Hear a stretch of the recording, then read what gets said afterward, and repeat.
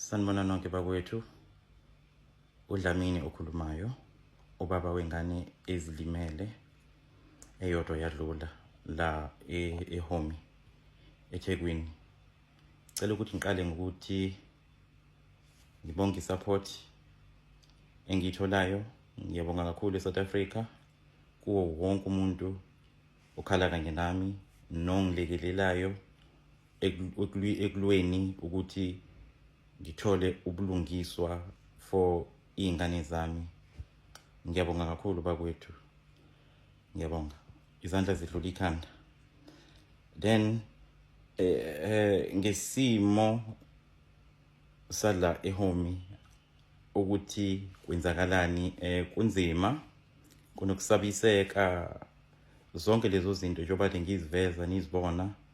Okunye okubuhlungu kakhulu, abazali bengane ezazidlala nezingane zami bayafisa ukuthi bakhulume, bayafisa ukuthi bafakaze. Abanye babo babe khona bengilekelela ngikhipha ingane zami emgodini. Even nabanye abahlali abakhona la abangenazo izingane bayafisa ukukhuluma kepha bayasaba. Abakwazi nokuthi babonakale besondela kumina nokuthi bazongibona nje ukuthi bazokhalisana nami ngoba bagadiwe. iHomi ikhipha ama-spies, inama-agent aswenkayo angayigqoki uniform, ahlala asengaphakathi khona le building agada abantu. So kunobungozi for wonke umuntu ola ngaphakathi ngoba abazi kuzokwenzakalani uma bekhuluma. Okunye okwenziwa iHomi ngaphandle kokusabisa abantu, abazali sebe approachiwe akade bedlala nezingane zami, abanezingane ekade zidlala nezingane zami.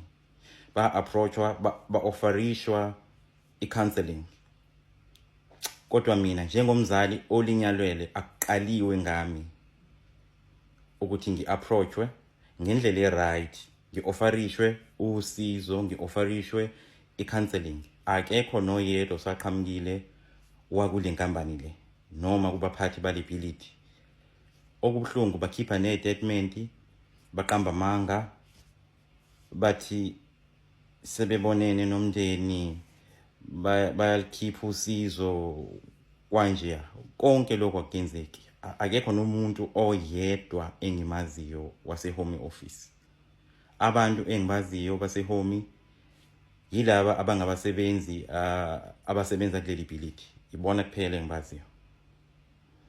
Ebaphathini babo angazi obani abaphathi, akazi nje baxhumane nathi. Into abayenzayo sebengisendela uWhatsApp, bathi kumina sicela ukulekelela ngomncwabo, sicela ukulekelela lapho singalekelela khona.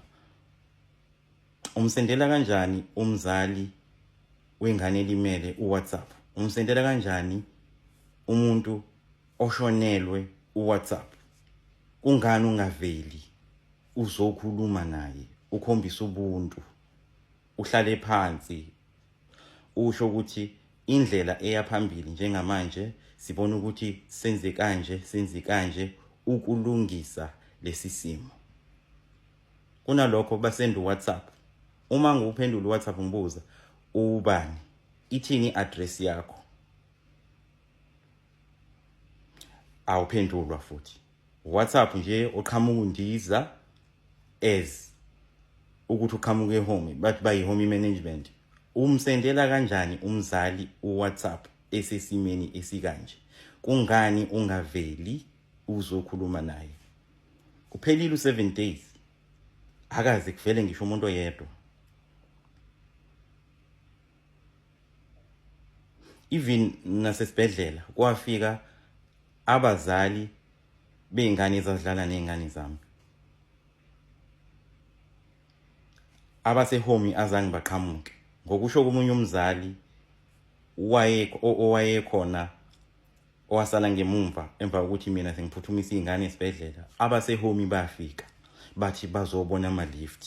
So bachuza ukubona ama-lift, bacishe nobufakazi okunokuthi bakhethe ukusindisa impilo yezingane ezilimale ngobudedengu babo. yilokho ke okungikhalisa kakhulu. As much as kufanele ukuthi umuntu azile kube njani, kodwa ukulwela ubulungiswa beingane zami angeke ngiyeke ukulwela ubulungiswa beingane zami, ngoba kunobugebengu obukhulu njengoba ngichaza. Abantu bayasatshiswa. Ngesikhathi sekufike u-detective omkhulu la wala eKZN, emva kwensukwana esezoqoqa ubufakazi, wabuza kumina wathi bakhona yini abantu obaziyo abangafakaza. Ngamtshela ubaba ngathi bakhona abantu detective abangafakaza kodwa bayasaba. Ngazi ngamfonela omunye umzali ngathi kukhona udetective la ucela ukukhuluma nawe. Wathi kumina, mfowethu, ngiyafisa ukukusiza kepha ngiyasaba ngendlela isimo esiyisona kuleli bhilidi. Ngiyasaba, angeke ngikwazi. Kuzomela ngisiwe endaweni ephephile, noma ngikhuluma izwi lami lishintshwe kungazwakali ukuthi mina. Futhi uma niqopha ivideo nenze sure ukuthi ubuso bami nibuvezi. Usho kanjalo nje sikhona la ebuilding sinomseshi. Ngamtshela umseshi ukuthi uyazwela ke ukuthi uthini, ngoba ubhuti ngamfaka ku loudspeaker. Ngathi uyazwela ukuthi uthini, akuphephile for abantu la, bayasatshiswa, akufanele bakhulume. Ngaleso sikhathi kwakukhona amadoda adonsela ku4 noma ku5 asehome, amanye ehlomile phambi kwakhe umseshi emile. Umseshi mayikuphuka eyothatha ufakazi ayamlandela. Enye yazi yam-approach umseshi imbuza ukuthi wenzani. Wathi umseshi, ndoda samaphoyisa, angeke usibuze ukuthi senzani, uyabona senzani, futhi asiyidingi imvume yakho. Eqhubeka lo mfowethu lo othunyelwe ihome ebuza ukuthi imvume niyithole kubani. Wathi umseshi, asiyidingi imvume, siyasebenza la, uyazi kwenzakaleni, ungasibuzi lo mbuzo.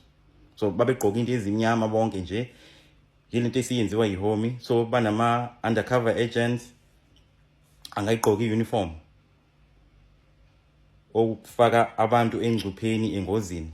USira kumele uyibhekelele lokho, ngoba iboss security nehome kumele babe held accountable for lento leyo abayenzayo.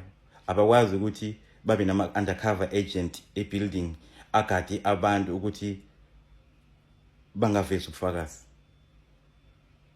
So uSira namaphoyisa kusafuneka uhlale phansi ubhekisise lento futhi ukuthi kwenzakalani kahle kahle la ngehome, kwenzakalani kahle kahle ngale boss security, ukuthi ngampela le nkampani yama security isemthethweni yini, iyayilandela yini indlela. Ngoba i-security kufanele ligqoke i-name tag ene-sticker la, i-name tag ebhala uSira, eno-Sira number negama lawo. Abakwazi ukuthi babe nama undercover agent ebuilding ngaphakathi, abantu abangayigqoki uniform. Ingozi enkulu leyo, akukho emthethweni. So isimo ke lesi engibhekene naso, ngoba ngisho ngiphuma ebuilding ngikadiwe, abanye mhlawumbe bangilandela ngazi, kodwa nje isimo sibucayi.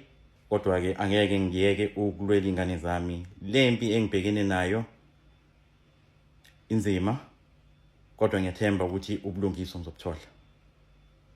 Ngiyabonga kakhulu.